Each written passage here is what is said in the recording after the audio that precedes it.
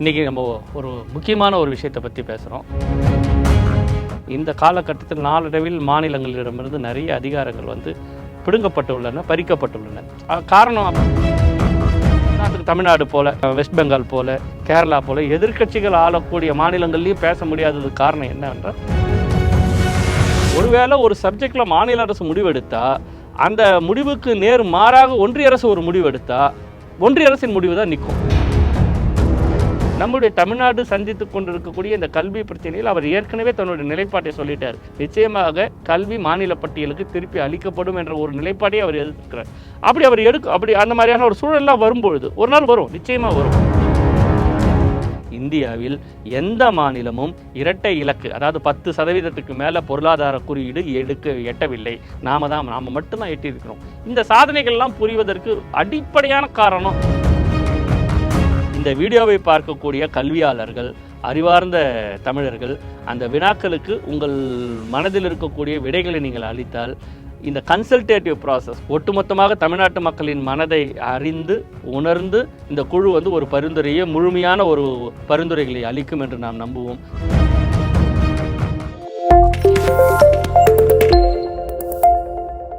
வணக்கம். இன்றைக்கி நம்ம ஒரு முக்கியமான ஒரு விஷயத்தை பற்றி பேசுகிறோம். தமிழ்நாட்டின் அரசியலில் இன்றைக்கி ஒரு முக்கியமான நாளாக இருக்கிறது. ஏன் அது அப்படி முக்கியமான நாள் என்றால், இன்றைக்கி தமிழ்நாடு அரசு ஒன்றிய மாநில உறவுகள் குறித்த ஒரு தேசிய கருத்தரங்கத்தை இன்று நடத்துகிறது. இந்த காலை அந்த தேசிய கருத்தரங்கத்தை நம்முடைய மாண்புமிகு முதலமைச்சர் அவர்கள் தொடங்கி வைத்தார். எதனால் இந்த ஒன்றிய மாநில உறவுகள் குறித்த ஒரு கருத்தரங்கு அப்படின்னு நம்ம சொல்லணும்னா, இதுக்காக தொடர்ந்து இந்த மாநில உரிமைகளுக்காக தொடர்ந்து நம்ம பேசிட்டு வரோம், தொடர்ந்து குரல் கொடுத்து வரக்கூடிய ஒரே மாநிலமாக தமிழ்நாடு தான் இருக்கிறது. ஏன் அப்படி மாநில உரிமைகளை நாம் கேட்கணும் அப்படின்னா, இந்தியா உருவான விதம், இந்திய கான்ஸ்டிடியூஷன் அரசியலமைப்பு சட்டம் உருவான விதம், அந்த அரசியலமைப்பு சட்டத்தில் இந்தியா என்பது யூனியன் ஆஃப் ஸ்டேட்ஸ், மாநிலங்களின் தொகுப்பு அப்படி தான் கொடுக்கப்பட்டிருக்கு. அப்போது நாடு சுதந்திரம் அடைந்த போது நிறைய அதிகாரங்கள் மாநிலங்களிடமும் இருந்தது. அந்த நாளடைவில் இந்த 75 ஆண்டு கால இந்த காலகட்டத்தில் நாளடைவில் மாநிலங்களிடமிருந்து நிறைய அதிகாரங்கள் பிடுங்கப்பட்டுள்ளன, பறிக்கப்பட்டுள்ளன. காரணம், அப்போலாம் எதுவும் வாய்ஸ் இல்லை. எப்போ நினைச்சாலும் ஒன்றிய அரசு, அதாவது இப்போ நம்ம ஒன்றிய அரசுன்னு சொல்கிறோமே, அதுலேயே மிகப்பெரிய அரசியல் இருக்கிறது. இவ்வளோ நாளாக மத்திய அரசுன்னு சொல்லிட்டு இருந்தோம். அந்த மத்திய அரசு இல்லை, இந்திய கவர்மெண்ட் ஆஃப் இந்தியா தான், சென்ட்ரல் கவர்மெண்ட் கிடையாது அப்படின்ற அந்த ஒரு கருத்தாக்கத்தையே இன்றைக்கி இருக்கக்கூடிய தமிழ்நாடு முதலமைச்சர் இந்த திராவிட மாடல் அரசு தான் அந்த கருத்தாக்கத்தையே உருவாக்கி நம்ம அதை ஒன்றிய அரசுன்னு அழைக்க ஆரம்பிச்சிருக்கோம். அதுலேயே நம்மளுடைய நோக்கம், நம்மளுடைய எதிர்பார்ப்பு அதுலேயே நமக்கு தெளிவாயிடும். இந்த நாளடைவில் இந்த எந்தெந்த அரசு அதிகாரங்கள்லாம் நம்ம பறிக்கப்பட்ட போது எல்லா மாநிலங்களும், பெரும்பாலான மாநிலங்கள் அமைதியாக இருந்தது. காரணம் என்னென்னா, அங்கே ஒரே கட்சி ஆட்சியில் இருந்தது, காங்கிரஸ் ஆட்சியில் இருந்தது. அப்பொழுது பெரும்பாலான மாநிலங்களில் இருக்கக்கூடிய மாநில அமைச்சர்களும் முதலமைச்சர்களும் காங்கிரஸ் முதலமைச்சர்களாக இருந்தார்கள்.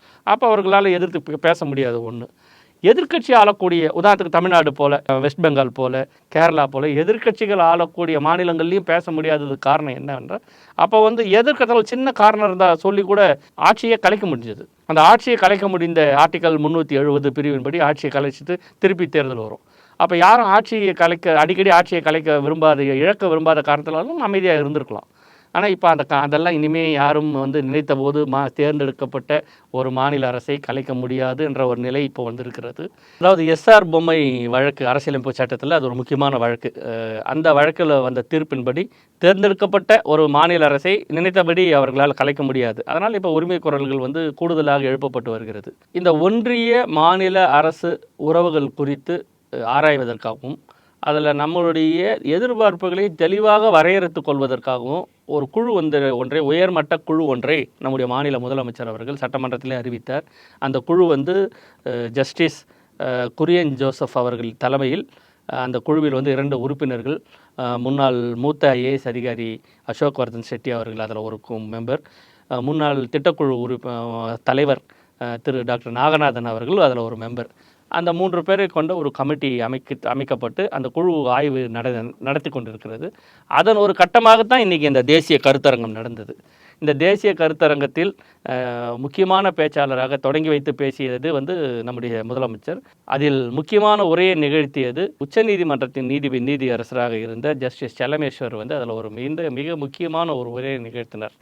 அந்த உரையில் அவர் ரொம்ப தெளிவாக எப்படி வந்து மாநில ஒட்டுமொத்தமாக இந்திய அரசில் இருக்கக்கூடிய அதிகாரங்களில் எந்த பட்டியல் ஒன்று வந்து அந்த டெல்லியில் இருக்கக்கூடிய அந்த யூனியன் கவர்மெண்ட் ஆஃப் இந்தியாவோட அதிகாரங்கள் லிஸ்ட்டையே, அடுத்தது வந்து மாநிலங்களுக்கு என்னென்ன மாநில பட்டியலில் என்னென்ன அதிகாரங்கள் இருக்கிறது செகண்ட் லிஸ்ட் பி, அதுக்கப்புறம் புதுசாக இது 2 மட்டும்தான் ஆரம்பத்தில் இருந்திருக்கு.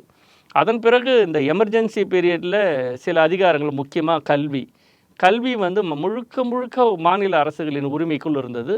அந்த மாநிலத்தின் கல்வி தொடர்பான எல்லா முடிவுகளையும் அந்த மாநில அரசை எடுக்கலாம் என்ற நிலையில் தான் இருந்தது. அது இந்த எமர்ஜென்சி காலகட்டத்தில் அந்த கல்வி மாநில பட்டியலிலிருந்து எடுத்து கன்கரண்ட் லிஸ்ட்டுன்னு ஒரு ஒத்திசைவு பட்டியல் அப்படின்னு ஒரு புதிய ஒரு பிரிவை உருவாக்கி அது கொண்டு போனாங்க.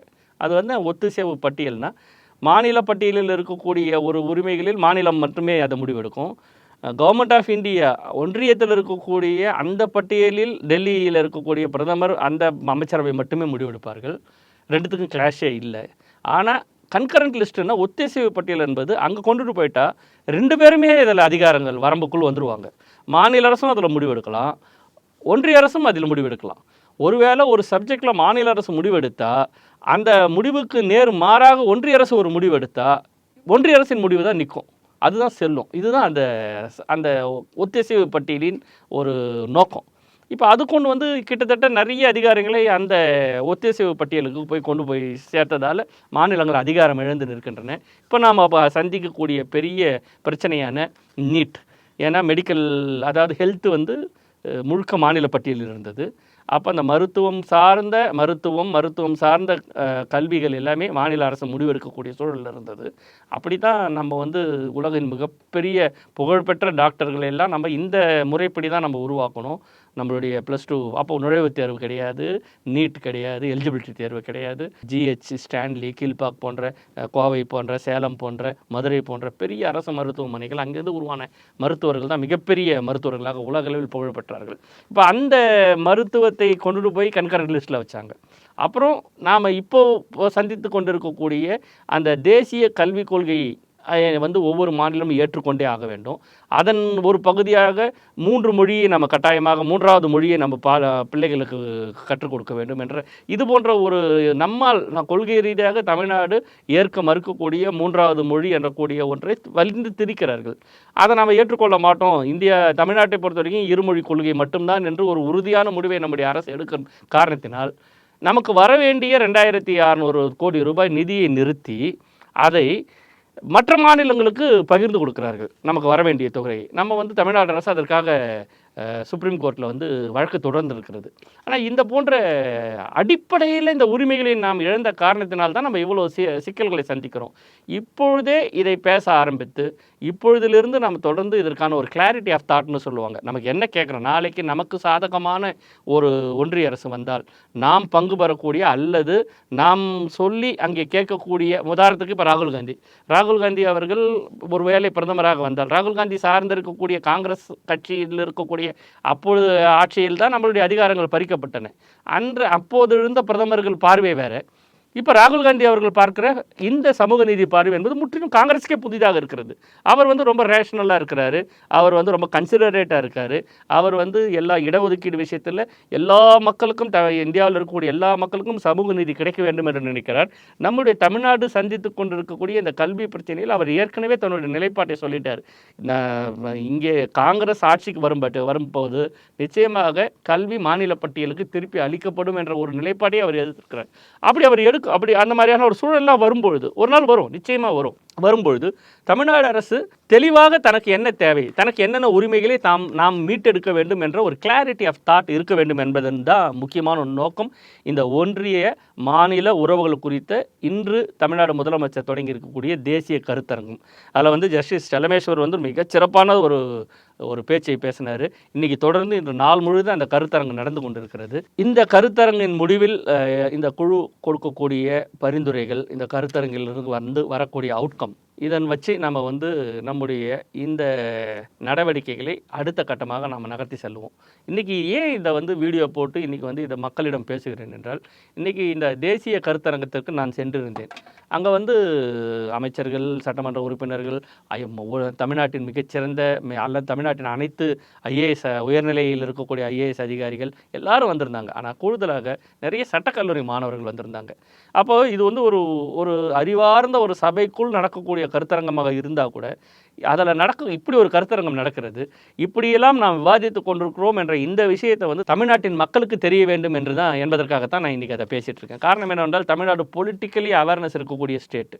மற்ற மாநிலங்களை மாதிரி ஓட்டு போட்டதோடு கடமை முடிந்து விடாமல் தமிழ்நாட்டு மக்கள் வந்து தன்னுடைய அரசு எந்த திசையில் செல்ல வேண்டும், எந்த இலக்கை நோக்கி செல்ல வேண்டும் என்று தொடர்ந்து அரசை வழிநடத்தக்கூடிய அறிவார்ந்த மக்களாக தமிழ்நாட்டு மக்கள் இருக்கிறார்கள். ஆனால் இப்போ இருக்கக்கூடிய புதிய தலைமுறை இளைஞர்கள் இந்த மத்திய மாநில அரசுக்குள்ளே இருக்கக்கூடிய ரிஃப்ட், அதாவது உறவு பிரிவுகள் மோதல்கள் ஏன் நடக்கிறது, என்னென்ன உரிமைகளை நாம் இழந்தோம், அந்த உரிமைகளை எப்படி நாம் மீட்டெடுக்க போகிறோம், எதற்காக வந்து எதிர்கால தலைமுறைக்கு ஒரு ஸ்டேட் அட்டானமஸ் ஒரு வலிமையான ஒரு மாநிலமாக இருக்க வேண்டிய உரிமையுள்ள மாநிலமாக இருக்க வேண்டிய அவசியம் என்ன அப்படின்றதெல்லாம் நீங்கள் தெரிஞ்சுக்கணுன்றதுக்காகத்தான் இன்றைக்கி நான் இந்த பதிவை நான் செய்து கொண்டிருக்கிறேன்.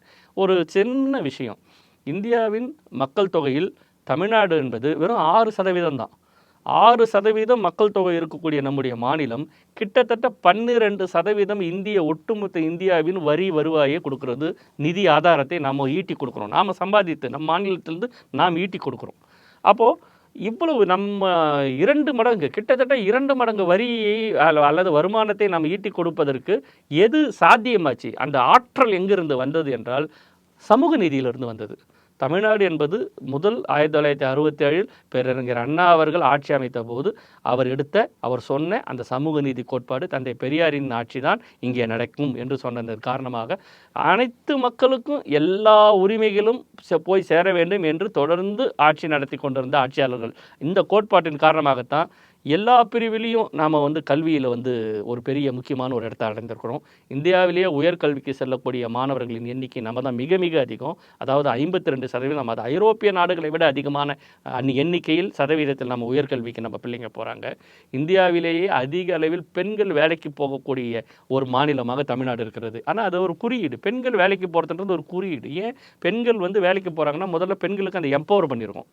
பெண்கள் வேலைக்கு போய் நீங்கள் சுயமாக சம்பாதித்து உங்கள் குடும்பத்தில் உங்களுடைய வாழ்க்கையில் உங்கள் குடும்பத்தில் எடுக்கக்கூடிய முடிவுகளுக்கு உங்களுக்கு அதை குரல் இருக்க வேண்டும் என்பது ஒரு எம்பவர் பண்ணியிருக்கோம். இன்றைக்கி தமிழ்நாட்டில் வந்து பெரிய பெரிய தொழிற்சாலைகள் இந்த 4 ஆண்டுகளில் வந்திருக்கிறது. இந்த காலனி, அதாவது நான் லெதர் ஃபுட்வேர்னு சொல்லுவாங்க, அதை செய்யக்கூடிய தொழிற்சாலைகள், ஐஃபோனுக்கு செய்யக்கூடிய தொழிற்சாலைகள், எலக்ட்ரானிக் தொழிற்சாலைகள்னு எல்லா பக்கத்தும் ஹொசூர்லேயும் மட்டும் பின்தங்கிய மாவட்டங்களான பெரம்பலூர், அரியலூரில் கூட ஒவ்வொரு ஃபேக்ட்ரிலையும் 40,000 பேர் 50,000 பேர் வேலை செய்யக்கூடிய ஒரு பெரிய இந்த தொழில் நிறுவனங்கள் வந்திருக்கின்றன. இன்றைக்கி தூத்துக்குடியில் இப்போ ஒரு பெரிய கம்பெனி திறந்திருக்கிறது. திருநெல்வேலியில் மிகப்பெரிய ஒரு தொழில் பூங்கா நாங்குநேரியில் வருகிறது. அப்போ இவ்வளோ தொழிற்சாலைகள் வரும்போது இந்த பெண்கள் வந்து பணிக்கு போகிறாங்களோ, ஒன்று இங்கே உமன் எம்பவர்மெண்ட் இருக்குது, 2வது பெண்கள் பணிக்கு செல்லக்கூடிய ஒரு பாதுகாப்பான சூழல் இருக்கிறது, 3வது எல்லா குடும்பங்களிலும் 2வது வருமானம் கிடைக்கிறது, எல்லா குடும்பங்களும் ஒரு செல்ஃப் சஃபிஷியன்ட் ஃபேமிலியாக உருவாகிறது. இதெல்லாம் மிகப்பெரிய சாதனை. இந்த சாதனைகளை எல்லாம் நாம் வந்து வைத்து தான் 12% பொருளாதார வளர்ச்சி இன்றைக்கி வந்து கான்ட்ரிபியூஷன் தரும். பொருளாதார வளர்ச்சியின் குறியீடு இரட்டை இலக்கம், கிட்டத்தட்ட 11% அளவில் பொருளாதார வளர்ச்சி 14 ஆண்டுகளுக்கு பிறகு நம்ம வந்து இந்த இலக்கை நம்ம எட்டியிருக்கிறோம். இந்தியாவில் எந்த மாநிலமும் இரட்டை இலக்கு, அதாவது 10%க்கு மேலே பொருளாதார குறியீடு எட்டவில்லை. நாம மட்டும்தான் எட்டியிருக்கிறோம். இந்த சாதனைகள்லாம் புரிவதற்கு அடிப்படையான காரணம் சமூக நீதி. இந்த சமூக நீதி என்பது எல்லாத்தையும் உள்ளடக்கிய ஒரு விஷயம். இதையெல்லாம் இந்த எதிர்காலத்தில் இப்போ இருக்கக்கூடிய இந்த பிள்ளைங்க தெரிஞ்சுக்கணுன்றதுக்கான ஒரு கட்டமாகத்தான் இந்த ஒன்றிய மாநில உறவுகள் குறித்த தேசிய கருத்தரங்கு நடக்கிறது. ரொம்ப இன்ஸ்பைரிங்கான கருத்தரங்காக இருந்தது. அதாவது இந்த கருத்தரங்கின் ஒரு பகுதியாக இது குறித்த ஒரு வெப்சைட்டை வந்து மாண்புமிகு முதலமைச்சர் அவர்கள் தொடங்கி வைத்தார். அந்த வெப்சைட் வந்து அபாரமான ஒரு வெப்சைட். அதாவது அதுக்குள்ள அவ்வளவு தகவல்கள் களஞ்சியமாக கொட்டி கிடக்கிறது. அந்த இணையதளத்தோட லிங்க் நான் டிஸ்கிரிப்ஷனில் கொடுக்குறேன். அது hlcusr.tn.gov.in அந்த இணையதளத்துக்குள்ளே போனீங்கன்னா இந்த உறவுகள் பற்றி இந்த குழுவை பற்றியான முழுமையான விவரங்கள் இருக்கிறது. அப்புறம் இந்த ஏற்கனவே நம்ம பல முயற்சிகளை எடுத்திருக்கிறோம். இந்த ஒன்றிய மாநில உறவுகள் உரிமை மீட்புக்காக பல குழுக்கள் ஆணையங்களை அமைத்திருக்கிறோம். அது முக்கியமான ஆணையங்கள் தலைவர் கலைஞர் அவர்கள் ஆட்சியில் இருக்கும்பொழுது அமைக்கப்பட்ட ராஜமன்னார் ஆணையம், சர்க்காரி ஆணையம், மோகன் பூஞ்சி ஆணையம் போன்ற ஆணையத்தோட பரிந்துரைகள்லாம் இந்த வெப்சைட்டில் முழுமையாக இருக்குது. அடுத்தது வந்து ஆய்வு குறிப்புகள், ஏராளமான ஆய்வு குறிப்புகள், நம்மளுடைய கான்ஸ்டியூஷனல் குறித்தான டிபேட்ஸ் எல்லாமே இந்த வெப்சைட்டில் இருக்குது. அப்புறம் மிக முக்கியமாக இந்த குழு சில கேள்விகளை கேட்டிருக்கிறது. பல்வேறு தரப்பில் வந்து பல கேள்விகளை கேட்டிருக்கிறது. இந்த வீடியோவை பார்க்கக்கூடிய கல்வியாளர்கள், அறிவார்ந்த தமிழர்கள் அந்த வினாக்களுக்கு உங்கள் மனதில் இருக்கக்கூடிய விடைகளை நீங்கள் அளித்தால் இந்த கன்சல்டேட்டிவ் ப்ராசஸ் ஒட்டுமொத்தமாக தமிழ்நாட்டு மக்களின் மனதை அறிந்து உணர்ந்து இந்த குழு வந்து ஒரு பரிந்துரையை முழுமையான ஒரு பரிந்துரைகளை அளிக்கும் என்று நாம் நம்புவோம். மிகச்சிறப்பான முன்னெடுப்பு. நம்முடைய மாண்புமிகு தமிழ்நாடு முதலமைச்சர் சொல்வதை மட்டுமில்லாமல் சொல்வதையெல்லாம் செயல்படுத்துகிறார். அந்த அளவில் இன்று நடைபெறும் ஒன்றிய மாநில உறவுகள் குறித்த இந்த தேசிய கருத்தரங்கம் தமிழ்நாட்டு அரசியலில் ஒரு மிக முக்கியமான ஒரு நாளாக, ஒரு முக்கியமான நிகழ்வாக பதிவாகிறது. அவசியம் நீங்கள் அந்த வெப்சைட்டை போய் பாருங்கள். நன்றி.